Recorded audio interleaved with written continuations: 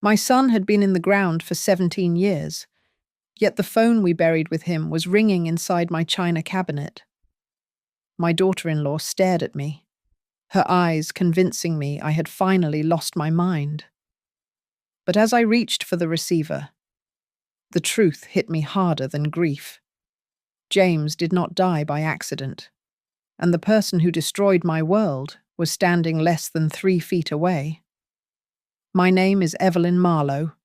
I am 58 years old, though the mirror often insists I have lived a century. I live alone in a timber frame house my husband, Robert, built with his own hands 2 years before his heart gave out. The house is sturdy, smelling of cedar and old dust, much like me. It stands as a monument to a life that ended 17 years ago. That was the day we lowered my son, James, into the earth. Since then, silence has been my only consistent companion. It fills the hallways and settles like silt on the furniture. I move through the rooms like a ghost haunting her own life, maintaining a routine that keeps the madness at bay. Tonight, however, the silence was broken by the clinking of silverware against china. Naomi sat across from me. My daughter-in-law has a way of looking at me that makes me feel small, like a stain on a pristine tablecloth she is dying to bleach out. She comes over on the 3rd Thursday of every month. She claims it is to check on me, but her eyes roam the room, appraising the antiques, calculating the value of the land, wondering when I will finally have the decency to vacate the premises. She does not come for love. She comes for the inheritance that James never lived to claim. The roast chicken was dry. I knew it, and she knew it. But we played our parts. Naomi cut her meat with surgical precision. She asked about my health, but her tone suggested she was looking for symptoms of decline rather than vitality. She asked if I had been forgetting things again. I told her my memory was fine, perhaps too fine. I remember everything. I remember the way the rain sounded on the black umbrellas at the cemetery. I remember the exact shade of blue of James's lips in the morgue. Then it happened. A sound that should have been impossible tore through the dining room. It came from the locked china cabinet behind me. It was a mechanical trill, distinct and jarring. A Nokia ringtone. Not just any ringtone, but the specific, monophonic tune James had programmed into his phone 2 decades ago. The fork slipped from my fingers and clattered onto my plate. My blood ran cold, freezing me to the chair. That phone was in the casket. I saw Robert place it in James's jacket pocket before they closed the lid. We buried it. It was 6 feet under the soil in the Northbridge Cemetery. Yet here it was, ringing inside my house. Naomi dropped her knife. Her face twisted, not into fear, but into a sharp, ugly sneer. She looked at the cabinet, then back at me with accusatory eyes. She thought I was playing a sick game. She thought I had bought a replacement to stage a haunting, to get attention, to prove I was the senile old woman she desperately wanted me to be. I stood up, my legs feeling like water. I walked to the cabinet. The ringing was relentless. I fumbled with the latch, my breath hitching in my throat. I pulled out the device. It was dusty, scuffed, exactly as it had been. I pressed the green button and held it to my ear. Mom. The voice was staticky, distant, but unmistakable. It was the voice of a 22-year-old boy, not a ghost. They are coming for you. The line went dead, but the silence that followed was heavy enough to crush the air out of the room. I was no longer standing in my dining room. I was back at the funeral, 17 years ago, staring at a closed casket. They told us the crash had been violent, that the fire had left nothing behind but ash and dental records. I accepted it because a mother has no choice but to accept the unacceptable. But the voice on the phone was not ash. It was flesh and blood, and it sounded terrified. James warned me that they were coming. That single sentence unraveled nearly 2 decades of grief. My mind raced to Robert. My husband had never truly accepted the official report. 6 months before he died, he told me the skid marks on the road did not match the trajectory of the car. He said he was going to request an exhumation. He was determined to find out why the police report had been filed by an officer who transferred out of the district the very next day. And then Robert died. A massive heart attack, the doctors said. He collapsed in the kitchen after drinking his morning coffee. I never questioned it. Until now. Naomi was already on her phone. She was not calling the police. She was not calling an ambulance. She turned her back to me, her voice low and urgent. She spoke to someone at the Silver Pine Wellness Authority. The name sent a chill down my spine. Silver Pine was not a hospital. It was a private facility 2 towns over, known for quiet rooms and high fences, a place where wealthy families stored their inconvenient relatives. She was asking for an immediate involuntary hold. She was describing me as a danger to myself. I realized then that this was not just about the house or the land. Naomi did not just want my money. She wanted me gone. She needed me silenced. The realization hit me with the force of a physical blow. If she was willing to lock me away in a place like Silver Pine, what else was she capable of? Eyes drifted to the spot in the kitchen where Robert had died. Naomi had been there that morning. She had poured his coffee.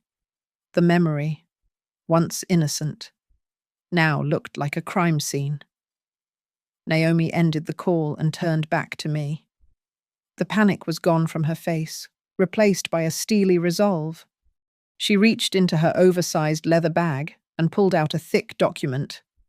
She slammed it onto the table between us, displacing the cold roast chicken. She told me to sign it. I looked down at the papers. It was a durable power of attorney, granting Naomi full control over my finances, my medical decisions, and my estate. She had been carrying this around, waiting for a moment of weakness. She thought the ringing phone was my breaking point. I looked her in the eye and told her no. I told her I would not sign away my life. The mask of the dutiful daughter-in-law vanished completely. Her face hardened, revealing the cold, calculating stranger beneath. She leaned over the table, her voice dropping to a hiss. She told me I had no choice. She said the doctor was already on his way. She said that if I did not sign voluntarily, she would have me declared incompetent by morning. She said I was a senile old woman hearing voices from the grave, and no judge would believe a word I said. She was wrong. I was not senile. I was awake for the first time in 17 years. The phone in my hand was heavy, a tangible anchor to a reality Naomi was desperate to bury. James was out there. Robert had been right, and I was the only one left to finish what my husband had started. I gripped the edge of the table, my fear transforming into a cold, sharp rage. I had to find the truth, and I knew I could not do it from inside this house. Naomi did not wait for me to sit down. She was pacing the kitchen, her heels clicking against the hardwood floor like the ticking of a bomb.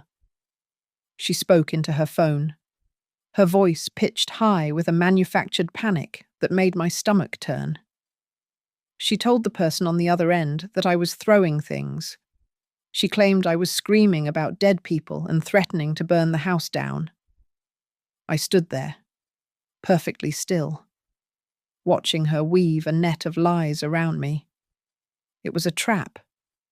I could feel the walls closing in, just as Robert had warned me. He had told me once, late at night, when the whiskey loosened his tongue, that if anyone ever tried to medicate me without a diagnosis, I should treat them like an intruder. The doctor arrived in less than 20 minutes. No ambulance takes 20 minutes to reach this part of the county, which meant he had been waiting nearby. He did not introduce himself. He was a tall man with cold, fish-like eyes and a suit that fit too tightly across his shoulders.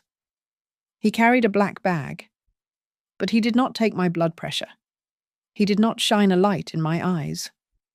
Instead, he pulled out a small plastic cup and a single blue pill.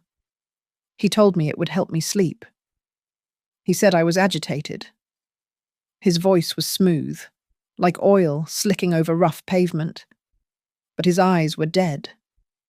He stepped into my personal space, using his height to intimidate me. Naomi stood behind him, her arms crossed, watching with the impassive gaze of an executioner. I knew that if I refused, they would force it down my throat. I could see the violence coiled in the doctor's hands. So I took the cup. I put the pill in my mouth and took a sip of water. I tipped my head back, feigning a swallow, and slid the bitter tablet between my cheek and gum. I opened my mouth to show them it was gone. The doctor nodded, satisfied with his own efficiency. He told me to lie down on the sofa and let the medicine take effect. I did as I was told. I lay on the floral upholstery, breathing deeply, pretending to drift into unconsciousness. I waited until I heard their footsteps retreat into the kitchen. Then I spat the dissolving pill into my handkerchief and shoved it deep into my pocket. The kitchen door was cracked open. I moved towards it, my socks sliding silently on the floorboards. I pressed my ear against the gap. Naomi was speaking, her voice stripped of the hysterical act she had put on earlier. She asked how long it would take for me to go under. The doctor replied that 50 milligrams would knock out a horse for 12 hours. Then they mentioned a name that made my blood freeze. Hidden Forest Center. It was not a hospital. It was a name I had seen on the paperwork Robert had hidden in the basement, a place that did not appear on any standard medical maps. It was a holding pen for people who knew too much or owned too much. Naomi told him that once I was asleep, they needed to move me immediately. She said the paperwork was ready. She said she wanted me declared mentally incompetent by the time the sun came up. She needed total legal control. She was not just trying to steal my money, she was erasing my existence. I peered through the crack in the door. The overhead light cast harsh shadows across Naomi's face. For the first time, I saw her clearly. There was no grief in her expression, no concern, not even the annoyance she usually wore. There was only a cold, reptile calculation. She looked at the doctor and smiled, a tight, triumphant expression that chilled me to the bone.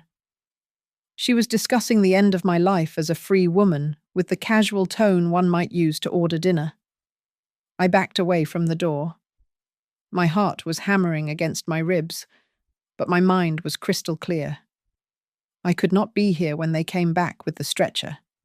I had to leave. I had to disappear into the night before Evelyn Marlowe became just another number in the hidden forest. I looked at the dark hallway leading to the back door. It was time to run. I slipped out of the living room, avoiding the floorboards I knew would creak. My own home had turned into a fortress, and I was on the wrong side of the locks. I made my way to the study. The windows there were old sash models, recently fitted with safety stops that Naomi had insisted upon for my protection. I grabbed a thin metal letter opener from the desk. 30 years of managing a dental practice had taught me how to fiddle with jammed equipment, and this was no different.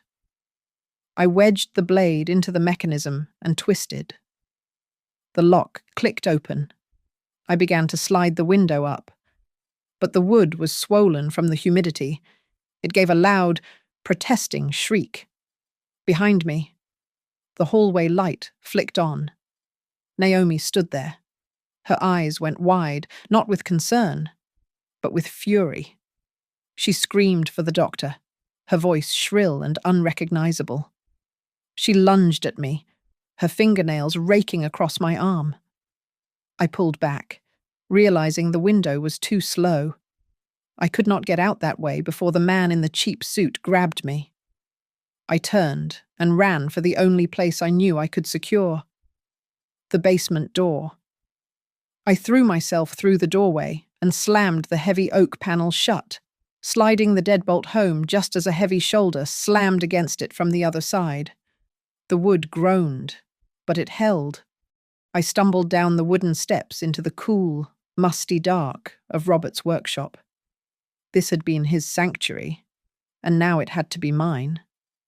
The pounding upstairs was rhythmic and violent. They were going to break the door down. I had minutes, perhaps less. I ignored the panic rising in my throat and went straight to the workbench. Robert had a habit of hiding things in plain sight. He kept a rusted red toolbox on the bottom shelf that he never used for tools. I yanked it open and dumped the contents onto the concrete floor. Amidst the tangle of old wires and washers was a thick manila envelope. I tore it open. My hands were shaking, but my eyes were sharp. Inside were photocopies of documents I had never seen. There was a death certificate for James, but it was different from the one filed at the courthouse. The time of death on this copy was listed as 3 hours after the crash was reported. There was a signature I did not recognize. Below that was a photograph. It was grainy, taken from a distance with a zoom lens. It showed a grey, brutalist building surrounded by pine trees. On the back, in Robert's handwriting, were the words Facility 12, Northbridge. The wood at the top of the stairs splintered with a deafening crack. The lock was giving way. I shoved the papers and the photo into the waistband of my slacks and ran to the far end of the basement. There was an old set of storm doors that led out to the backyard. I threw the latch and pushed upward. The metal doors were heavy, rusted at the hinges, but terror gave me strength I did not know I possessed. I heaved them open and scrambled out into the wet grass. The night air hit my face, cold and sharp. I heard running footsteps on the gravel driveway. Naomi was coming around the side of the house. "There she is," she screamed. I did not look back. I ran toward the detached garage. Parked under the lean-to was Robert's old pickup truck. It was a beast of a machine, rusted along the wheel wells, which I kept for hauling mulch in the spring. I prayed the battery was not dead. I kept the spare key hidden inside the magnetic box under the rear bumper. I fell to my knees, scraping my skin on the stones, and fumbled for the box. My fingers brushed the plastic. I grabbed the key. Naomi was closing the distance. I could hear her ragged breathing. I scrambled into the driver's seat and slammed the door just as her hand slapped against the glass. She looked deranged in the moonlight, her face twisted into a mask of pure hate. I jammed the key into the ignition and turned it. The engine cranked once, twice, agonizingly slow. I pumped the gas pedal. With a roar and a cloud of black smoke, the truck caught life. I threw it into reverse. The tires spun on the loose gravel, spraying stones against Naomi's legs. She jumped back, screaming something I could not hear over the engine. I shifted into drive and floored it. The truck lurched forward, tearing down the driveway and out onto the main road. I did not turn on the headlights until I was a mile away. My heart was pounding a frantic rhythm against my ribs. but my hands on the wheel were steady. I was leaving my home, my life, and the woman who tried to imprison me behind in the dust. I was going to Northbridge. I drove for 40 minutes until I reached the edge of the county where the paved roads turned into gravel. Hank Masters lived in a small cabin tucked away behind a row of dense pines. He was a man who had spent 30 years carrying a badge and a gun, and retirement had done little to soften his paranoia. When I pulled Robert's truck into his driveway, the porch light flicked on instantly. By the time I stepped out, Hank was standing in the doorway with a baseball bat in his hand. He lowered it the moment he saw my face, his expression shifting from defensive to bewildered. He ushered me inside without asking why I was there in the middle of the night. I sat at his kitchen table, my hands trembling as I laid out the items I had stolen from my own basement. The death certificate, the photograph, the phone. Hank poured me a cup of black coffee and sat opposite me. He did not touch the coffee. He picked up the photograph first. I watched his eyes narrow as he studied the grainy image of the grey building. His face, usually flushed and lively, drained of colour. He placed the photo down gently, as if it were a loaded weapon. He knew the place. He called it Facility 12. He told me it used to be a rumour among the older officers, a private rehabilitation centre that did not appear on the standard municipal maps. It was not a place for healing. It was a place where the wealthy families of the state sent their problems to disappear. It had vanished from public records a decade ago, but Hank remembered the whispers. Then he looked at the death certificate. He pointed a thick finger at the timestamp. He told me that if this document was real, then James was processed at the morgue 3 hours after the accident was cleared. He looked me in the eyes and said the words I was terrified to believe. He suspected James had never died in that crash. He suspected my son had been taken. I felt a scream building in my chest, but I swallowed it down. I had to be steady. Hope was a dangerous thing, but right now, it was the only fuel I had. Hank turned his attention to the phone. He had always been the tech specialist back at the precinct, the one who could pull secrets out of machines. He went into his back room and returned with a laptop and a tangle of cables. He connected the old Nokia. The screen flickered as he worked, his fingers flying over the keyboard. He bypassed the outdated security with surprising ease. He was looking for the location data from the call I had received earlier that evening. It took him 10 minutes. He spun the laptop around. A red dot pulsed on a map of the Northbridge outskirts, deep in a wooded area that looked uninhabited. He told me the signal came from a private sector grid. It was the same location as the building in the photograph. We did not waste time. Hank went to his bedroom and came back wearing a holster. He told me we were taking his car because my truck was too loud and too slow. We climbed into his sedan and headed north. The roads were empty, swallowed by the darkness of the rural night. I stared out the window, watching the trees blur past, praying that we were not chasing a ghost. We had been driving for 20 minutes when Hank glanced at the rearview mirror. His jaw tightened. He told me not to look back, but I did anyway. 2 bright headlights were cutting through the darkness behind us. It was a black SUV, large and imposing. It was maintaining a steady distance, matching our speed perfectly. Hank sped up, pushing the sedan to 80 miles per hour. The SUV sped up too.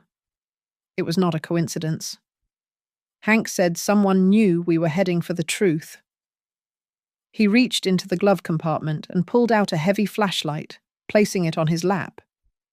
We were being hunted, and whoever was in that car behind us intended to make sure we never reached Northbridge. Hank cut the engine about 1/4 of a mile down the service road. through the dense line of fir trees. Facility 12 rose up like a concrete tombstone against the night sky. It was not a hospital. It was a fortress.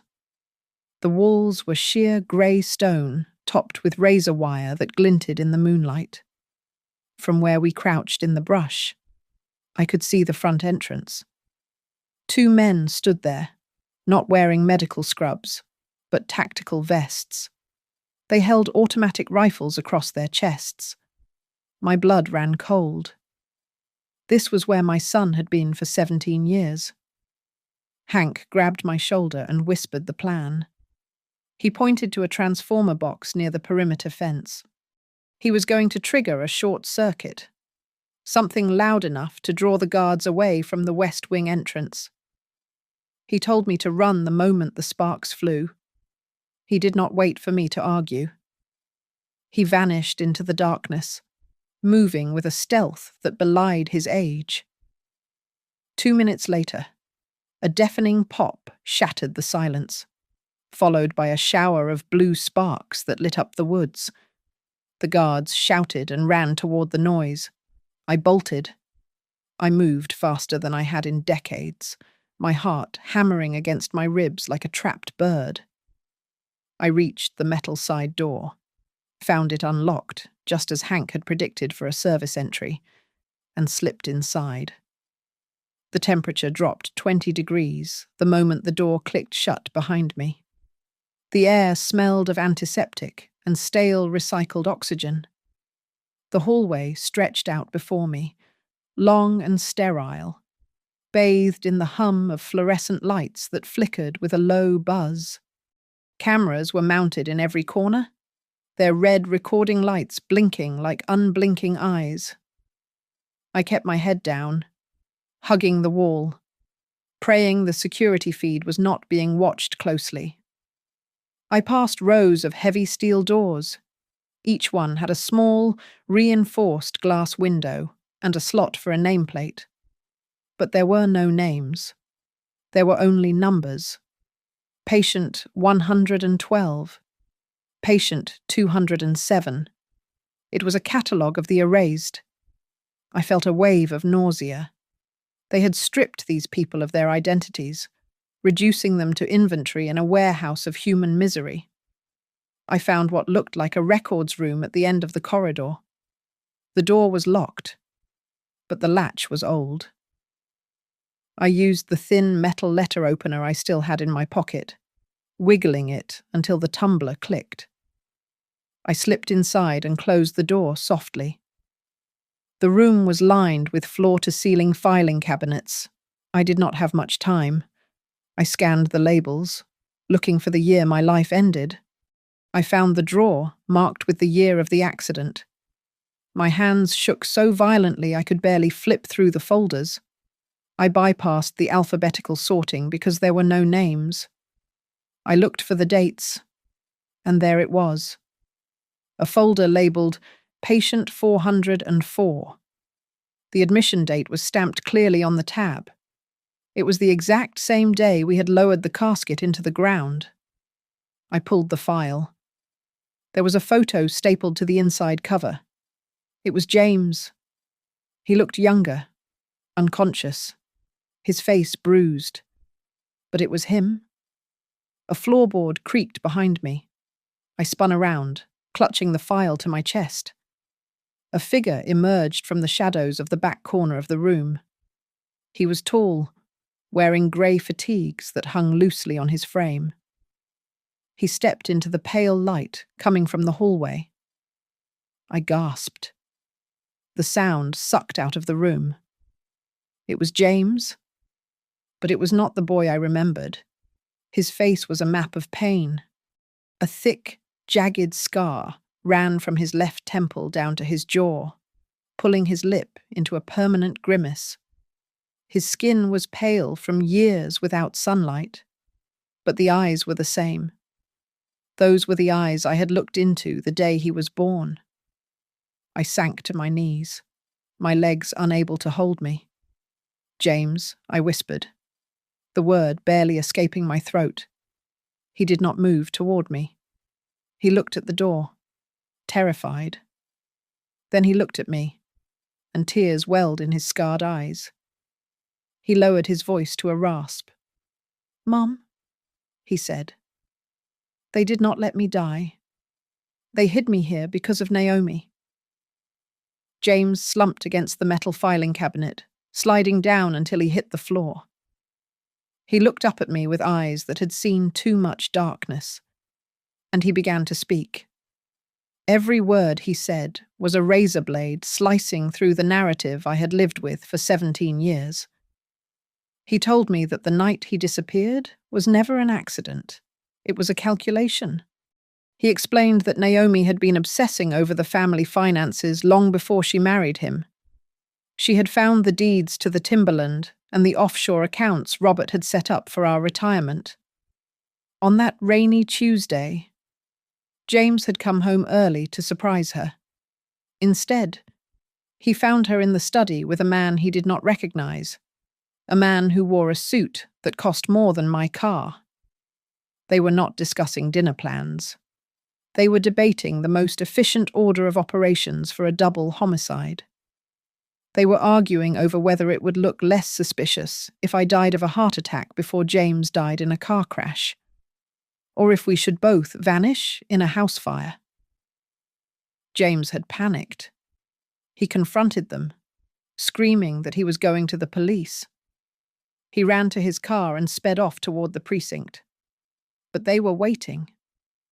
They followed him in a heavy truck, ramming his bumper until he lost control at the curve near the old bridge. He remembered the terrifying sensation of weightlessness as the car went over the edge, the crunch of metal against rock, and the smell of gasoline. But he did not die. He was thrown clear of the wreck, broken and bleeding in the ravine. The people who came down did not call an ambulance. They were a retrieval team. They injected him with something that turned his limbs to lead and threw him into the back of a van. When he woke up, he was in a white room with no windows. He was patient 404. He told me that Facility 12 was not a prison in the traditional sense. It was a storage unit for human assets. Naomi realized that if James were simply dead, the trust fund had a clause that would donate the bulk of the estate to charity. But if he was missing or incapacitated, she could petition for stewardship as his wife. She needed him alive, but erased. So she paid this facility $20,000 a month to keep him fed, drugged, and silent. She used Robert's money to pay for his son's imprisonment. My breath caught in my throat. I thought of every Christmas dinner I had shared with her. I thought of the fake tears she cried on the anniversary of his death. She had been funding his torture with the money I thought she was investing for us. James touched the jagged scar on his cheek. He told me about the phone call.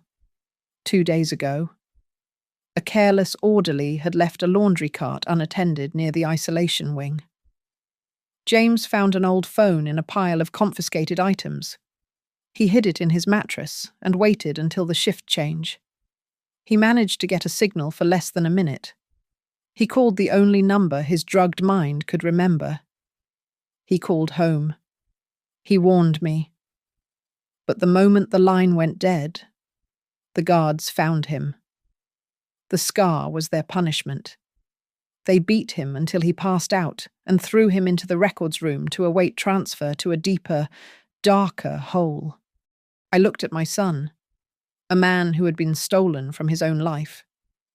The grief that had defined my existence for nearly 2 decades evaporated. In its place, a cold, hard rage settled in my chest. It was heavy and solid, like a stone. I had treated Naomi like a daughter. I had comforted her. I had signed checks for her. And all the while, she was the warden of my son's hell. I reached out and took James's hand. His fingers were rough and cold. I squeezed them, letting him feel the strength that fury had just given me. I was done crying. I was done mourning. I was going to burn Naomi's world to the ground. But first, we had to get out of here. Hank slipped into the records room a moment later, his chest heaving.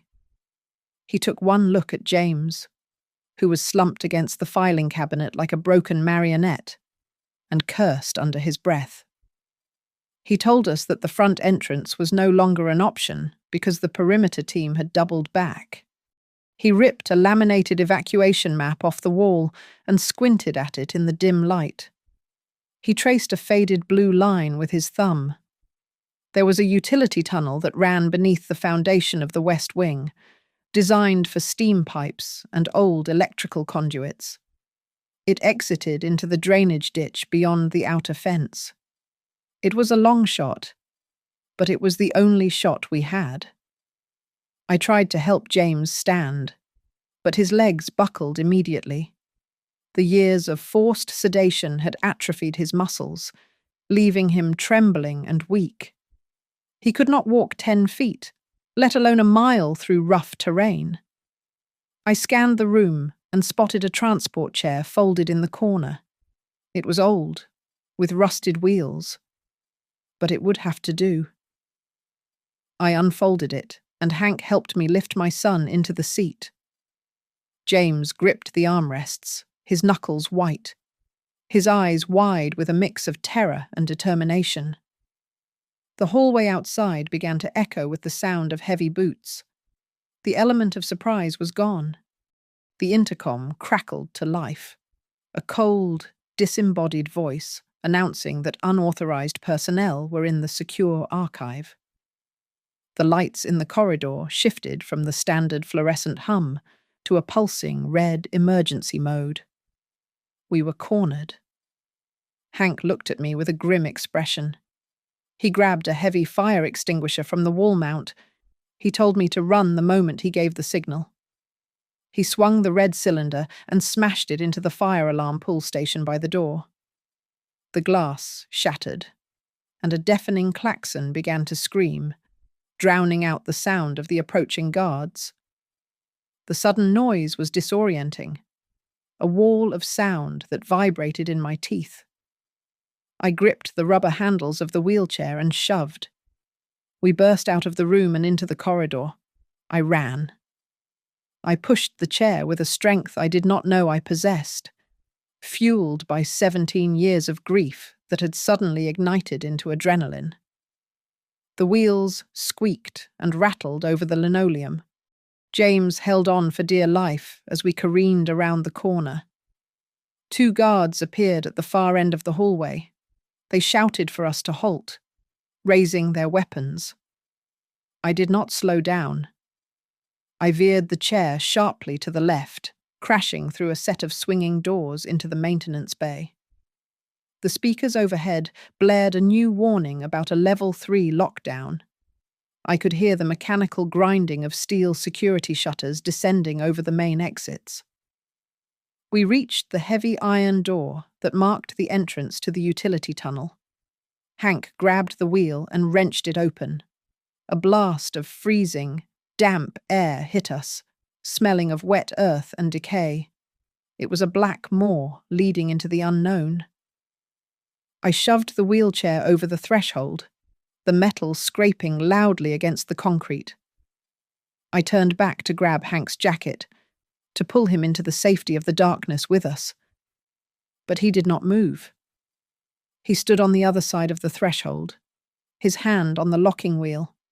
He looked past me, his eyes fixed on the guards who were sprinting toward the maintenance bay. He knew what I had refused to admit. The door locked from the outside. If he came in with us, the guards would simply open it and follow us down. Someone had to hold the line. He looked at me one last time. He screamed for me to go. He told me to save my boy. Then he slammed the heavy iron door shut in my face. I heard the wheel spin and lock into place with a final, metallic clank. A second later, I heard the thud of bodies hitting the door from the other side, a shout of struggle, and then silence. Hank was gone.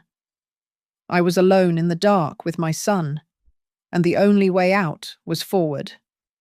The tunnel was a nightmare of dripping water and suffocating darkness.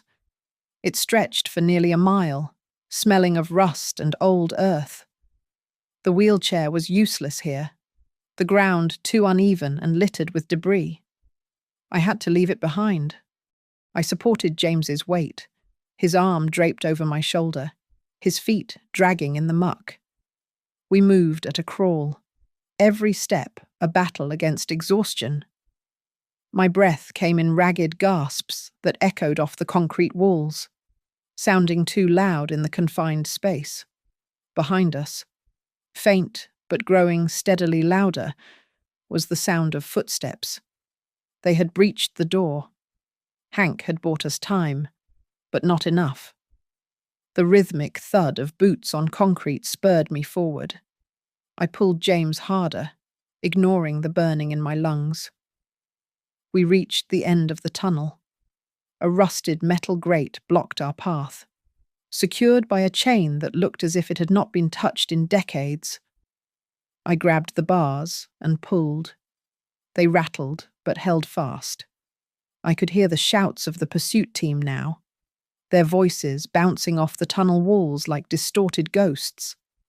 Panic clawed at my throat.